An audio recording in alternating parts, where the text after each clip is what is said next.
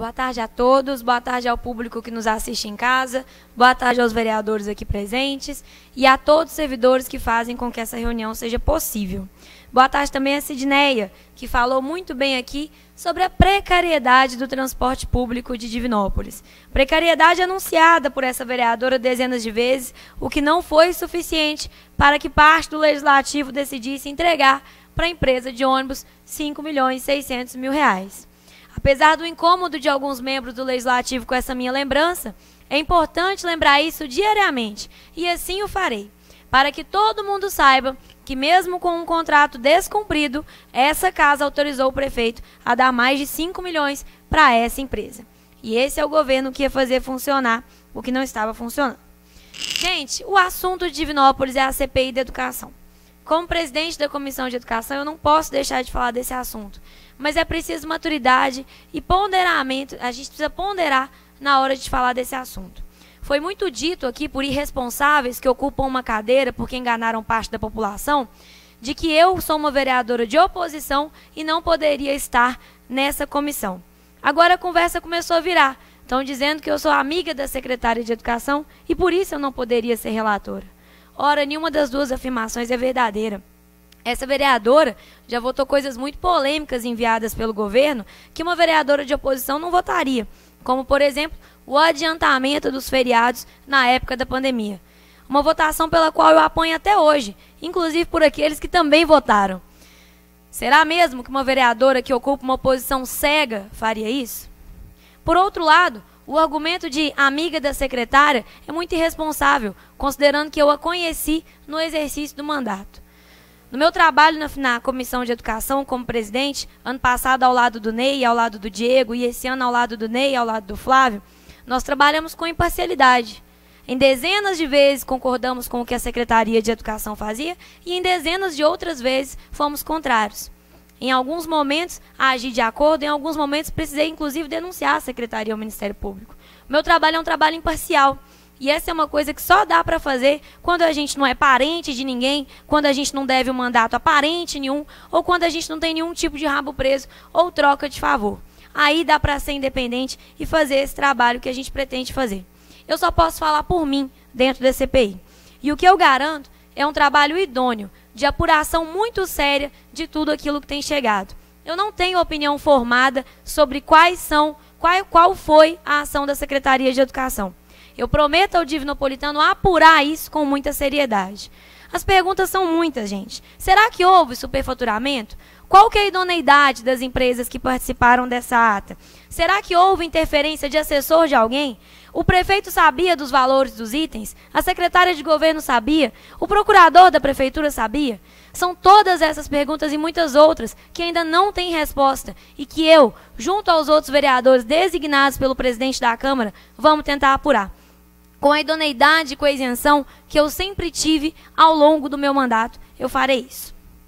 Agora, gente, eu quero falar um pouquinho para vocês sobre a UENG. Não é segredo para ninguém que eu sou defensora da educação aqui na Câmara. E também não é segredo para ninguém que o atual governo que nós temos, tanto a nível federal quanto estadual, só quer destruir a educação e o ensino público. É perfil do presidente Bolsonaro e perfil do governador Romeu Zema caminhar pela destruição do ensino público. Eu preciso lembrar a todos vocês que estava no plano de governo do governador Romeu Zema a privatização da UENG. E que ele só tirou isso do plano porque a retaliação e a crítica da população foram imensas. E aí, como ele queria ganhar a eleição, ele voltou atrás. Mas o plano de sucateamento da UENG permanece. Permanece em vários aspectos. E aí a gente precisa colocar o dedo na ferida na atuação municipal também. Quando a gente está falando da UENG, a gente está falando de uma região completamente escura e com um transporte público ineficiente.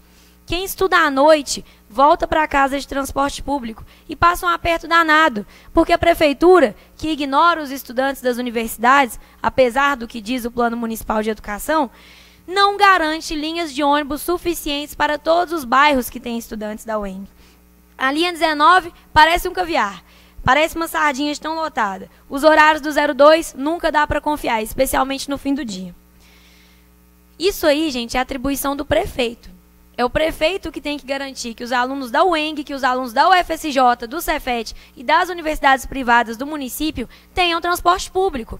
E agora, com 5.600.000 para a empresa, né, acho que o mínimo que a gente pode fazer é garantir que eles tenham um transporte público eficiente.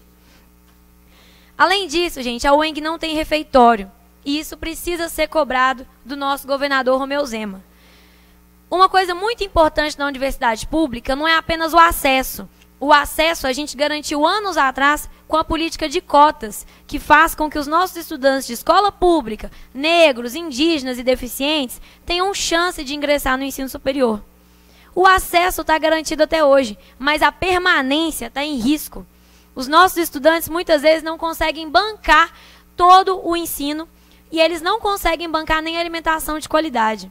O restaurante universitário é um caminho muito importante para a permanência estudantil, especialmente considerando a inflação e a alta dos alimentos. A gente também precisa falar sobre segurança pública. E aí é importante que o presidente em exercício saiba que eu fiz um requerimento, Zé Brás, para os secretários de Trânsito e Segurança Pública, que tem se omitido em diversas discussões importantes, para saber quais foram as ações da segurança pública que a secretaria dele fez. Porque a segurança pública tem responsabilidade federal, estadual e municipal, mas Divinópolis se omite.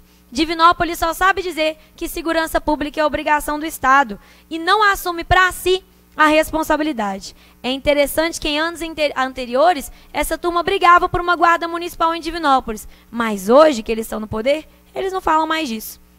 Enquanto isso, quem estuda à noite passa aperto e não consegue voltar em segurança para casa. Se for esperar ônibus, vai ficar mais de 1 hora esperando. Se for a pé, corre risco de ser assaltado. Que beleza! É isso que o prefeito Gleidson, que o governador Romeu Zema pensam para os estudantes de Divinópolis.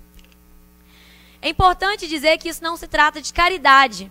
Quem se lembra da região do São José, Xanadu, toda aquela região antes das universidades irem para lá? Eu me lembro. Era puro lote vago. E algumas casas. Os estudantes, gente, trouxeram renda, dinheiro, construção civil para aquela região. Um monte de gente ganhou dinheiro construindo apartamento ali. Um monte de comércio apareceu e cresceu graças aos estudantes que ali moram. Aos professores concursados que vieram de outras cidades e fizeram de Divinópolis sua morada. Então é muito importante falar que a gente não está falando de caridade, não. A gente está falando do básico. Por fim, presidente, eu quero falar sobre a coleta seletiva e a incompetência e inoperância do nosso secretário de Meio Ambiente. O buraco está muito mais embaixo do que parece. E eu queria que o Dorel colocasse algumas fotos que eu enviei para a gente poder conversar sobre o trabalho análogo à escravidão que a Prefeitura de Divinópolis tem permitido que aconteça em local que é sede deles, alugada por eles. Você já pensou um trabalhador almoçar dessa forma? Esquentando seu almoço sobre 2 tijolos no chão? Essa é a condição de trabalho que a Prefeitura de Divinópolis dá para os nossos catadores de reciclagem. Pode passar, Dorel. Isso aí, gente, é o chão lá de onde eles trabalham. Porque chuviscou um pouquinho. Quando chove, lá vira um lamaçal, em que nem porco fica, quanto menos trabalhador. Pode passar, Dorel.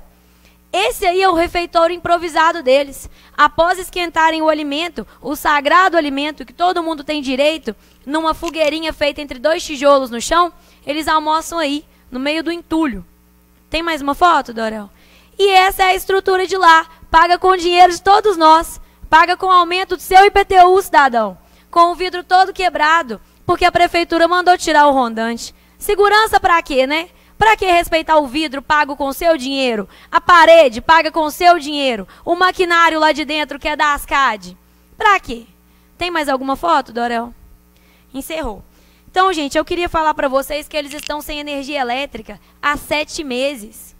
Essa estrutura está sem energia elétrica há 7 meses. Eles trabalham num local em que eles tomam banho frio no final do dia.